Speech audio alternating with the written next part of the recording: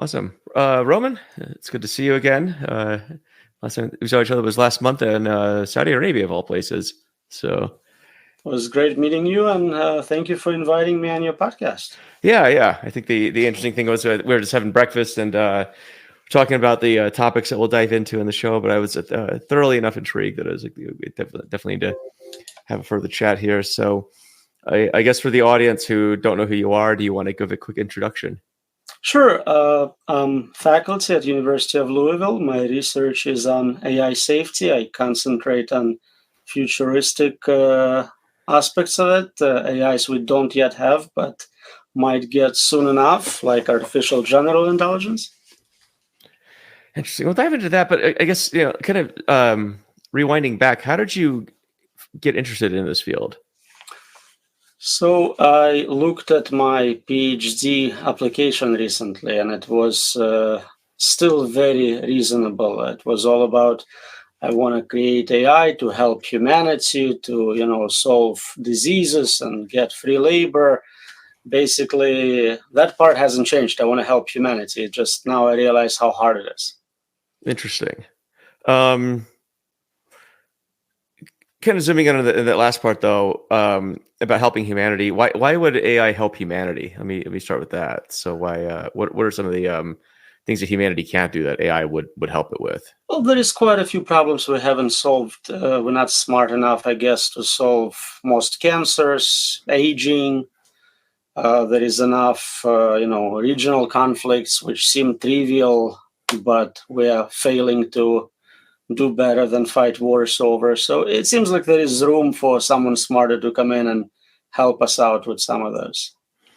Interesting. And then I guess, why is it that you feel like now, when we were talking at breakfast, and I guess maybe the theme of this podcast is what do you think happened with that vision of AI helping us, and now you feel like it might actually be dangerous for us?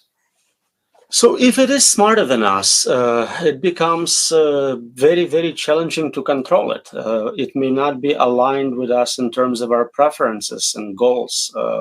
Then you just start thinking about it. You think about, how do I make it be capable of those things? And you concentrate so hard on getting it done, you kind of ignore, once I succeed, how do I remain in control? How do I steer it towards good outcomes, not outcomes I didn't anticipate? And you realize all software we ever created has bugs, and that seems to continue with AI and machine learning, and we just discover new ways in which those systems fail. And this is all still narrow AI. Those systems are not as smart as us. Mm-hmm. So in the past, then, I guess you felt like AI was going to help us. Was this the same AI you had envisioned today, the same one that's going to hurt us? Were these the same types of systems? So maybe there is some difference between kind of narrow subhuman systems versus human level and beyond. But back then, people didn't really separate them that much. We were lucky if anything worked. And now that they start doing a little too well, you start thinking, okay, so right now it's probably as good as an average programmer. It's progressing at this rate. Let's take the last 10 years and project it forward. It's going to be superhuman, a lot of different domains, programming included. So, okay, that's a lot of capability. How do we make sure it's used for good? How do you make sure it's used for good? Well, my conclusion is you can't. If it's smarter than us, after a while, it's going to be a bad outcome. We're going to lose control. So I guess, when about did you have a change of heart about this? What was it? What was the cause? About 10 years ago, I started looking specifically at safety. How do we make different desirable properties of those systems accessible to us? So one was, well, we probably need to study it. So let's develop, virtual environments to contain it, to make sure it doesn't have capacity to get access to internet, to engage in social engineering attacks, things of that nature. And it was a pretty interesting set of papers. But then, of course, everything was open sourced, connected to internet, and given to every user. So those papers are worthless. What other capabilities would we want? To control superintelligence, you need certain tools. You want to be able to explain how they work. How do deep neural networks work? You should be able to predict how do they make decisions. You should be able to communicate with them without ambiguity, and so on. And after studying those things, I realized there are upper limits on each one. So we can certainly understand how some neurons work, nodes, how they get triggered in certain situations for certain inputs, but there are upper limits to what a human brain can understand. And if those systems are bigger, more complex, more capable, explanations might be beyond our capacity to comprehend. There are simple proofs to show you cannot predict what a smarter system will do. What are some of those proofs? I'm curious. So let's say you're playing chess against a better chess player. You Yeah. know what they're trying to do. They're trying to win a game. So you have no doubt about the final outcome, but you have no idea what moves they're going to make. If you could, you would be at that level. So the assumption of them being superior to you would be violated. So you know where they're going, but you don't know how they get there. And the side effects from different paths could be quite problematic. Interesting. So I remember one sort of contemporary example. I guess it's pretty old now. Is when was it Lee something other playing playing Go. Was he play AlphaGo? And he said it felt like it was. I got the impression he felt like he was playing with a space alien, to some degree. Like it was just making moves that he had no idea that was possible. Is that kind of what you're talking about? Where you're seeing, even if you're an expert at top of a game, for example, like Go or chess, these systems are making decisions that were just even outside of your own comprehension, or. So that's usually example for AI being able to do creative thinking. A lot of people say, oh, they can just repeat what we taught and they can never be creative. That's usually an example where you go, we studied game of Go for millennia. It was like a philosophy, religion, culture in Asian countries. And now we're learning from AI how to do it because everything humans did is now not the top of the game. Yeah. So that's an example of they're superior and they're creative, but it's not necessarily just unpredictability. I mean, that's part of it, but we're talking about being able to find solutions in novel domains, right? So we never even considered it. Like, if you look at history of physics, whatever we had was always not the final word. We found a better model, which explains so much more later. Probably today is also not the final state of physics. So a smarter system can discover a completely new way to hack systems or to communicate or to do things where to us it would look like magic. Interesting. So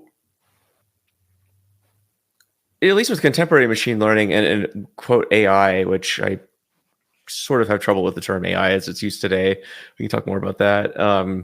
But I mean, the contemporary viewpoint is that the machine learning, the models are only as good as the data they were trained on, right? But what I think what you're suggesting is it seems like it'll take the data it's trained on and it'll do something else, something unexpected. Is that a way of thinking about it, or am I wrong in that? So there are a few things. So one, I don't think they are very picky about the data. At this point, they're running out of data. So they downloaded the whole internet and it's not enough, and they're generating artificial data and it's a lot of self-play, but even that is not sufficient. So we're starving for more data.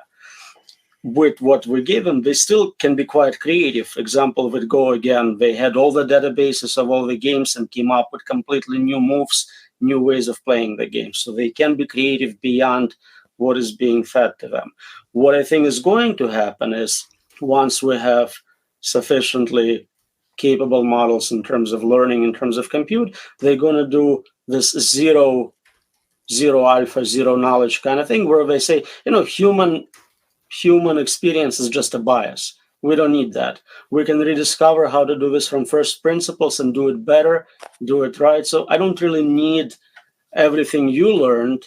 I can run enough simulations where I can rediscover, maybe run sufficiently complex experiments to find out real knowledge, and all your human bias, whatever mistakes you accumulated, I can do better than that. Is that using today's algorithms, or does this require different algorithms that don't quite exist yet? I think we have examples of it again with a game of Go. We started by feeding it lots of existing games, and the latest model said, I'm just going to learn from scratch and ignore human data. We probably can do it in other domains as well. I don't think it's being done right now yet in multi-domain situations, but we've definitely seen it in a lot of restricted domains. So all the games, definitely, you can learn to play Right. chess with nothing but the rules. You don't need a large database of human games to learn to play. Interesting. But are you talking then about this super intelligence? Is this, I guess, what people would call AGI or SAI? I think I heard it was called, or something like So that. AGI is defined as general intelligence Yeah. comparable to human ability in the domains humans are good at. So it would drive a car, it can play chess, it can learn to speak French. Superintelligence is defined as a system better than all humans in all domains.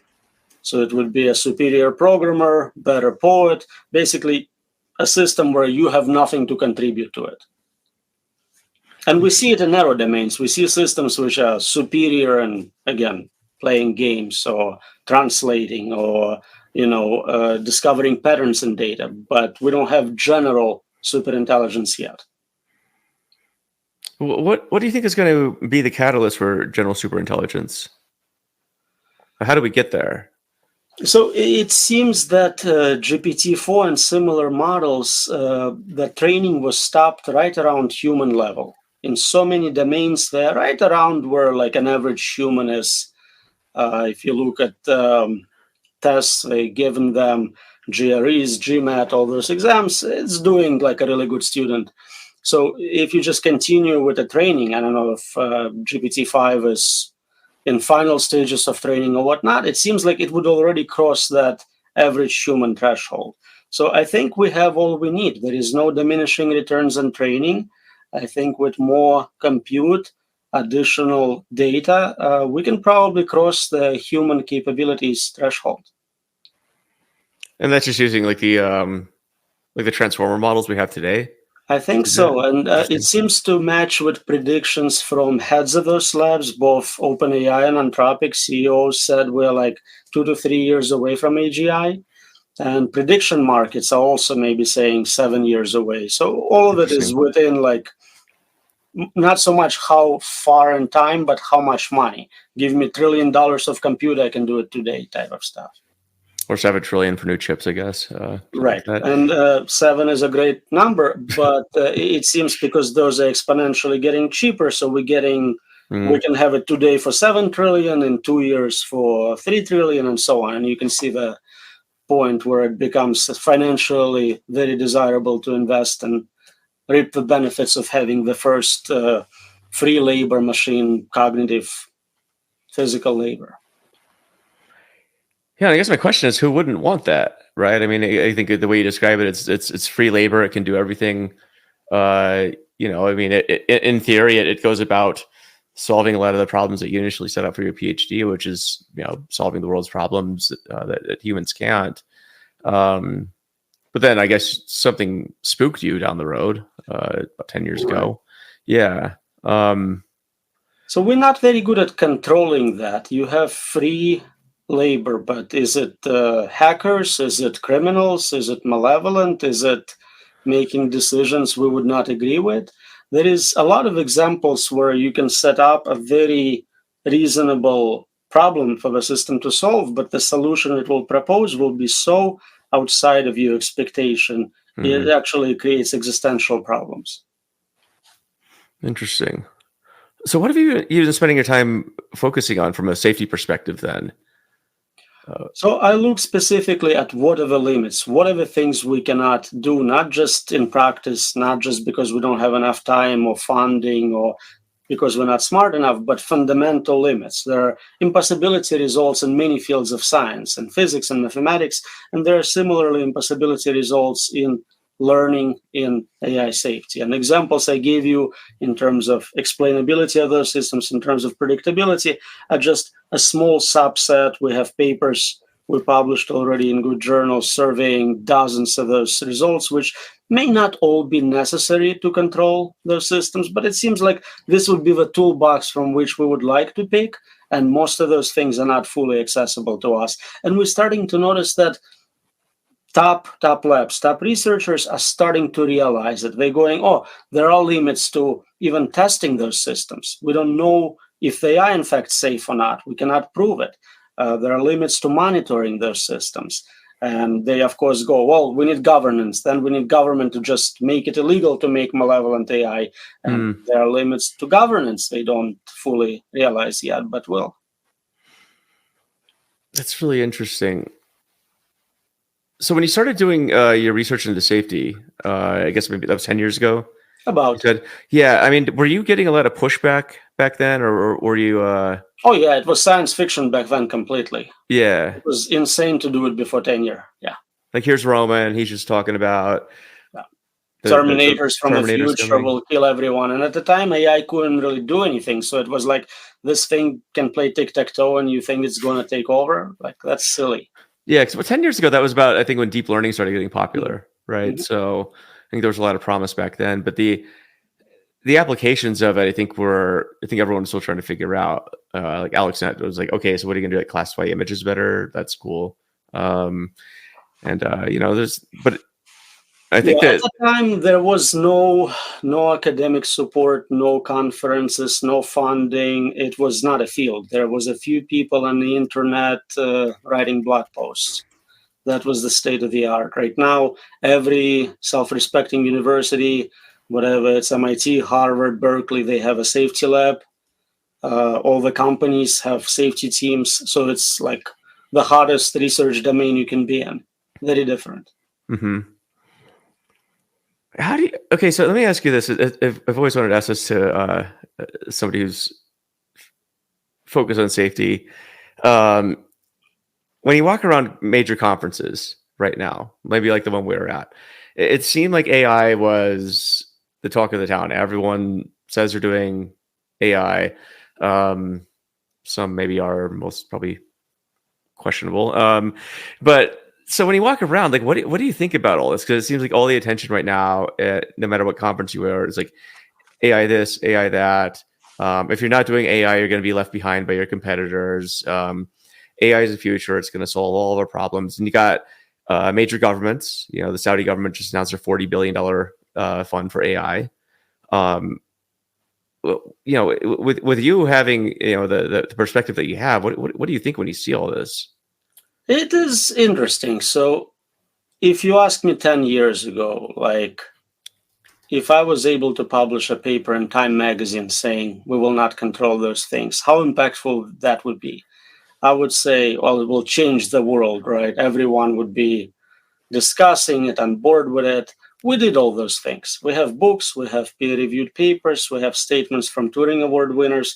We had multiple articles in Time magazine. Nobody cares. I give a talk. I tell people, this is what I think is going to happen. It will kill everyone if you make superintelligence. And the questions I get are like, what about my job? Will my job be safe? Well, how do you lubricate sex robots? That's interesting. So like, people just don't care about this conclusion. And I think it has something to do with human bias of ignoring the fact that we're all dying. Like, aging is a thing and we don't talk about it. We don't spend a large portion of our national budget to fight like longevity related diseases. And everyone's going to be dead in 120 years if we don't fix aging. But people ignore that. They are really good at just looking the other way. And it seems to be the case. If you look at heads of those labs, they are saying it is super dangerous. It is very likely to kill everyone. They give 10, 20, 30 percentages for probability of doom. Yeah. And then they ask for $7 trillion to make it faster. This is the state of the art. And honestly, like, thank God for my sense of humor. Otherwise, it would be very depressing.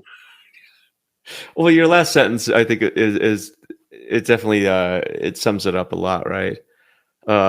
It's super dangerous, but let's definitely speed it up. They are concerned that we're not moving fast enough. Most people can't keep up with the new articles coming out. We don't even know what the latest model is capable of, Hmm. but they feel like we are just moving too slow. It's been, 2 months since the last model. We need to really make sure it happens today. Or seems like 2 hours since the last model. It seems like there's new stuff coming out every day. I mean, under Karpathy, I think he just put out what GPT-2 and 1,000 lines of C the other day. So it's just like, I don't know. It's an interesting one. I mean, do you feel like people are starting to listen to what people like you have to say? So then I do surveys on social media, for example, and most of my followers are somehow related to this. They're not random people. They're in the field or adjacent. Majority, I think 66% or so say, yeah, of course, superintelligence will not be controllable. It's obvious. So there seems to be at least intuitive agreement that that's the case. No one in the world claims to have a safety mechanism which already works, or at least a prototype which can scale. So, in one way, that is the majority opinion. In another way, again, nobody cares. Everyone just competes to develop a more capable system, get there first. And the concern is that if we don't do it, then the bad guys will create uncontrolled superintelligence. And that's worse because they think that who creates it somehow impacts the outcome, forgetting that it's uncontrollable. Uncontrolled Chinese superintelligence, uncontrolled US superintelligence is equally problematic. Yeah, it would seem to be. I remember. I mean, there was that much hyped Putin quote from Mhm. several years ago about whoever controls AI controls the future or something like that. That's a correct quote. And if no one controls it, that's. Yeah. I mean, how do you think this differs or has similarities, I suppose, either way you want to go, maybe with like the nuclear or hydrogen bombs back in the day? Well, that's fundamentally different. All these previous problems are tools, right? We're creating a tool, we decide how to use it or not to use it. After it's used, most likely some non trivial percentage of population is still around. Even if it's very deadly, 80% of people are gone, but 20% remain and rebuild civilization. This is not a tool, this is an agent. It's an adversary which learns, which becomes more capable, which can set its own goals, and it's likely to make a difference. You'd go from some non-trivial percentage of casualties to possibly 100%, and that's a fundamental difference. So let's dive into that then. How does AI kill all of us? So you're not asking how superintelligence is going to kill everyone because Yeah, you don't have access. You're asking how I would do it. And I'm happy to share some great recipes, but that's not the point. The whole point is yeah. we cannot predict how it's going to do it because it's unpredictable and it's smarter than us. And all I can tell you is things I would do and tell you about, synthetic biology and nanotech and nuclear wars and things we can discover. The whole Mm. point is that it will be so smart, it will do something if it wanted to, there we would not be able to anticipate it. Well, that's a good point. That's a good point. Yeah, I mean, I have this suspicion right now that I mean, even with the current state of pretty crude AI with generative AI, that it may not need to do a lot on its own because I think we're gonna all suddenly live in a bubble of uh, such a huge degree of misinformation that I think even Japan they had an article about this. I can't remember who in Japan did it, but it was it said basically that generative AI was going to cause social collapse. So part of me wonders like would super artificial intelligence even need to happen, or we might just do a good enough job on our own. Um, so So different outcomes, right? You can definitely mess up democratic election with deepfakes. That's pretty obvious how to do that, but it's very different outcome from it yeah. literally kills everyone. Hmm. So what are people to do then? I mean, like you, um, I'm sure you have friends. I'm sure you have family. I know I do too. I'm sure you care about them. When we hung out, I didn't get the impression you're like a total nihilist. And just, It sounds like it would be a good idea not to create super intelligence as soon as we can. We can get a lot of benefits, if not all benefits, of this technology by creating very capable narrow systems. Protein folding is a great example. We created a system which solved a real problem, very difficult problem humans couldn't solve. We solved it, got all the benefit we wanted with no danger out of it. It's possible we can train systems for specific diseases, for specific problems. We don't need to create a system which is better than us at everything. If 50 years later people show that I was wrong, and in fact you can create super intelligent machines indefinitely, then maybe we can reassess this decision. But it's definitely not a good idea to do it right now. Then we know we don't know how to do it. How would you know that you know how to do it?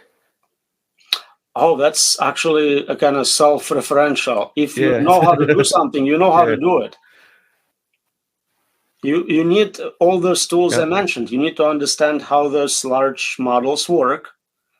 You can test it by checking to see if you can predict that internal decision making follows what you anticipate. It's also important to understand that we're not talking about a fixed security point in time, like make GPT-5 secure and you win. AI safety is done and you can go home. This is a continuous, I call it perpetual safety machine by analogy with perpetual motion machine. You need it for a system which keeps learning, keeps self-improving, keeps getting better. So GPT 50, 200, 2000, for all of them, you need to have zero bugs. So it has to continuously make sure there is never a mistake. I don't think it's feasible, but if that's something people want to do, they have to explain how that's going to be accomplished. Yeah, I was going to ask because I think, given the self-referential nature of this, the fact that you just mentioned that you can't determine, to some degree, whether this thing is because it's smarter than you, right? So how would you know? I guess let me back up here then. What are some of the core tenets of AI safety that would at least give you some assurance that you're seeing the problems beforehand? Or are there? Because you just said you can't see it, so...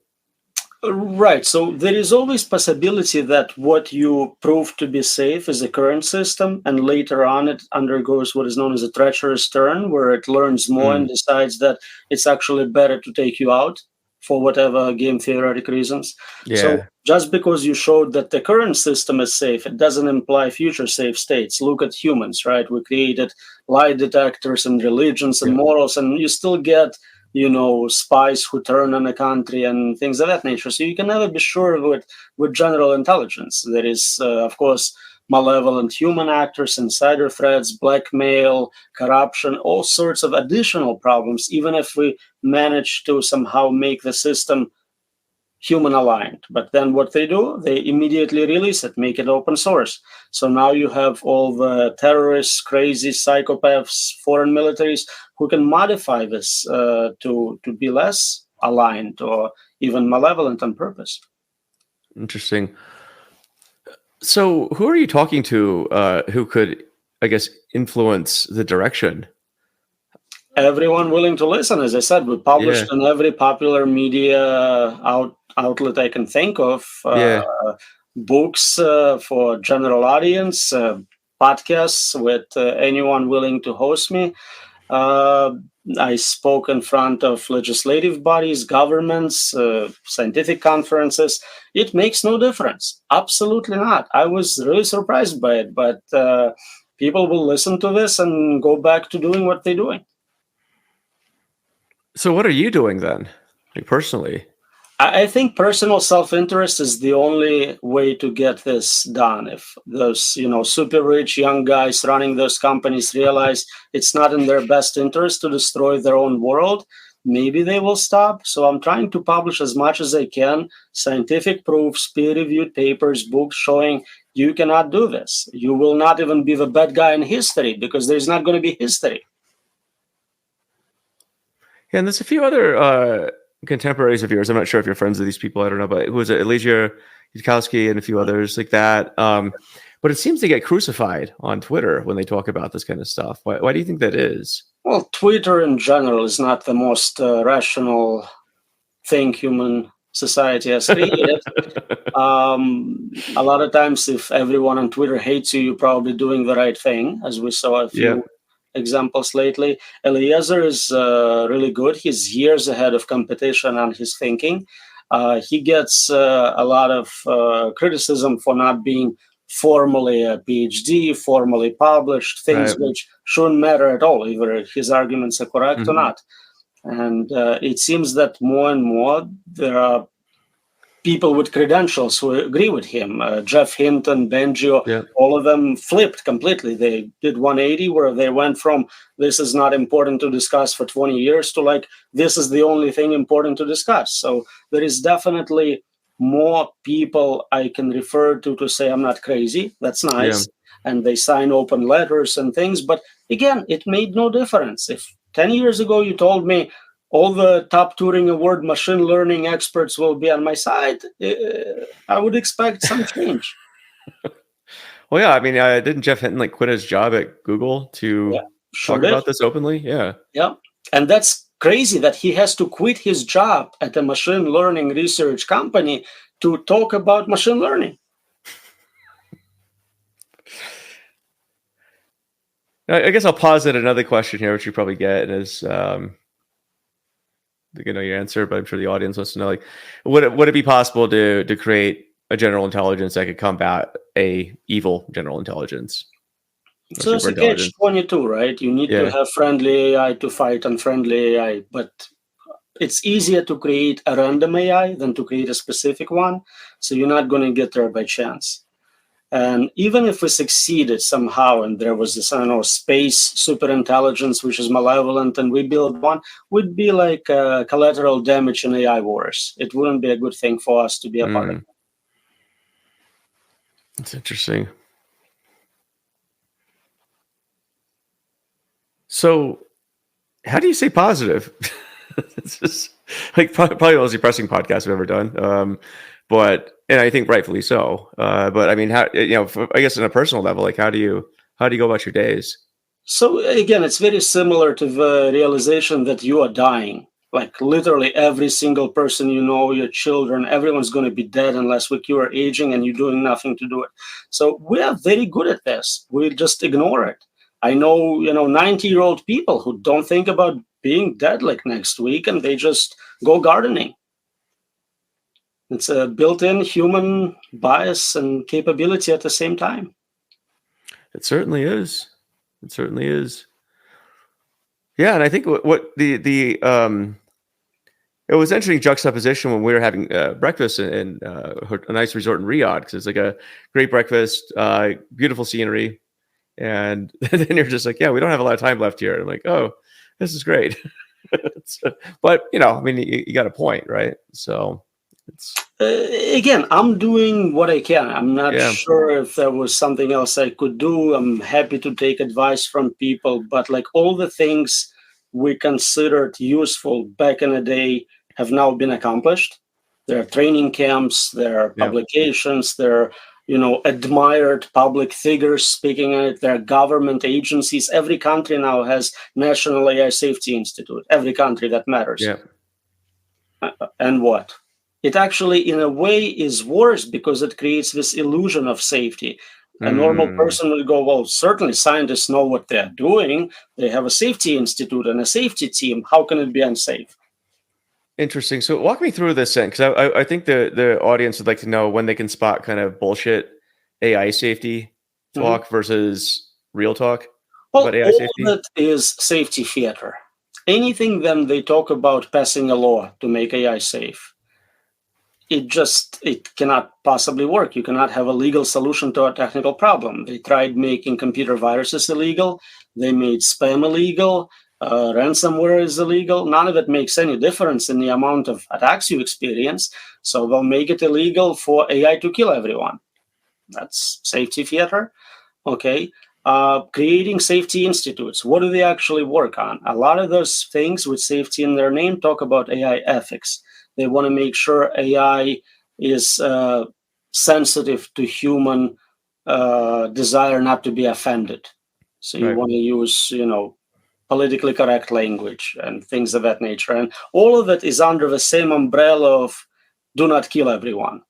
So they make progress by saying, oh, look, Google just released this new AI and it's very good about equal number of genders represented in a data set. And they think they made progress in safety.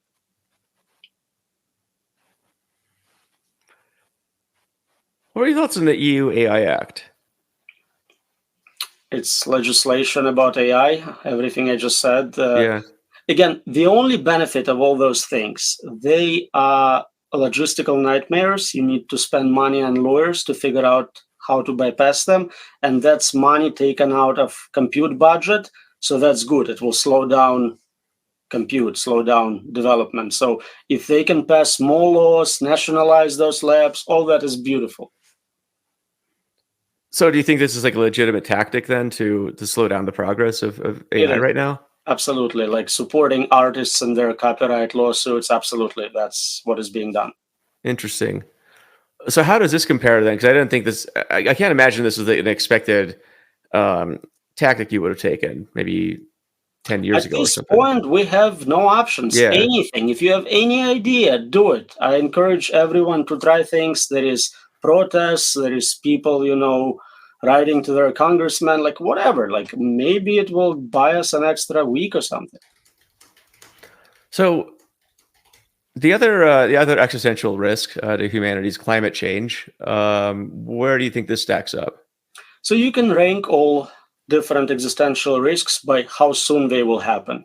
Yeah. And they cancel out. So if it takes 100 years to boil us alive and this thing kills us in 2 years, then I don't need to worry about it. And if I'm wrong and we create superintelligence and we make it safe and friendly, it will help us solve all the other problems, climate change. So again, we don't have to worry about it. Mm-hmm. So no matter how it comes out, I'm not losing sleep over climate. Okay. I guess one thing you could do is get a gas guzzling car so it uses up more electricity and resources. Can't train models as much. I'm kidding. Or do it, whatever. Bitcoin going, mine some coin. Oh, that's fascinating. Is there anything else the audience should know about? I mean, is there anything anyone can do right now at a personal level to maybe try and keep this at bay or sway it? I haven't found anything other than, again, kind of safety theater advice, such as make sure to be well knowledgeable about the state of AI. Make sure to participate in legislative process and inform your government. Like all those things sound really good, and you feel like you're helping. Interesting. So do you have like a bunker or something now or like taking any personal stuff? So it's actually kind of funny. So last week, my neighborhood was actually hit by a tornado. And I was not home, and it would be nice to have one. I don't have a bunker, so if anyone wants to gift me a bunker, that would be awesome. Was your house okay? House survived, actually. Not every house in the neighborhood, but mine is doing well. So simulation has a sense of humor. I left for New York City, and the day I left, they had an earthquake. I left for another city, and the day I left, they had an eclipse. I don't know what's happening today. I think it's everything's aligning against you, Roman. So I don't know. How you know you're right. That's how you know you're right. That's awesome. Cool. Well, for people who want to learn more about you and I guess the work you're doing, how can they do that? Follow me on social media. I'm on Facebook. I'm on Twitter. Read my book. You don't have to buy it, steal it, download it. I'll send you a copy if you want. Just help me solve it. What's the name of the latest book you just wrote and published? It's called AI: Unexplainable, Unpredictable, Uncontrollable. Good title. So it's direct. You don't have to read the whole book to get the point. Right. Awesome. Well, cool, man. Thanks for your time. I guess hopefully the audience benefits from this and hopefully could do something about this. Despite I guess all your predictions that probably not much can be done at this point. So we'll see. Hope you're wrong. I don't know. Did they change your mind? Are you going to do anything different in your life? I don't know what I can do. To be frank, it's like, and when I talk to you, it's kind of like, yeah, I don't know. But you're a smart guy. We need all the brains we can get. So switch to working on this full time. I probably should. No yeah, but that's just it that you just hit on the core issue, right? It's like, okay, I can work on this, but what else do I have going on in my life? I got to go wash my dishes upstairs. I got to go do other stuff, right? And that's just that's a human condition. So, and meanwhile, this stuff's moving along at full speed. Oh, yeah. So, yeah, is what it is. Thanks for inviting me. Anytime. Thank you.